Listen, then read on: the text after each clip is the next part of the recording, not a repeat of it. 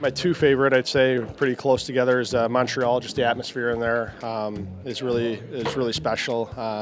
It seems like a crowd that cheers even when the opposing team does something special. They appreciate hockey, which is awesome. And I think Chicago is also another special place. I'm sure you get those two a lot, but again, just the atmosphere in there is second to none. I think just from my days in New York, always going into the island and the old Coliseum there's some interesting characters, and you look up in the third period and there's fights breaking out in the stands, and then always when you go into Philly, especially when I was with New York too, some hostile people there. So it makes it fun though. I mean, that's what it's all about, is getting that atmosphere in the rink, and I know it jacks the players up on the ice too. I like the kind of the old, the ones that haven't been touched in a while.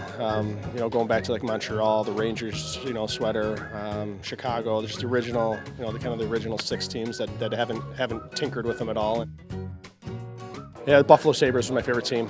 Being from Rochester, New York, we got to catch a couple of those games, so they're always on the local TV, and I followed them closely. Growing up, I liked Pat LaFontaine a lot. Obviously going back to the Sabres, but then another guy I really liked was Ryan Callahan. I got a chance to play with him in New York, which was pretty special. I just liked the style he had, and was never afraid to go into the corners and muck it up a little bit, but also could put the puck in the net. So those are probably my two favorite. Maybe Stammer's shot. I'm seeing that thing fire, night in and night out. It'd be nice to have that in my back pocket. Doughty's always chirping on the ice. He's always got a grin on his face. Another guy on our team, Girardi, it seems like he's talking to himself on the ice more than anything else. You can hear him skate by the bench talking to himself in the third person.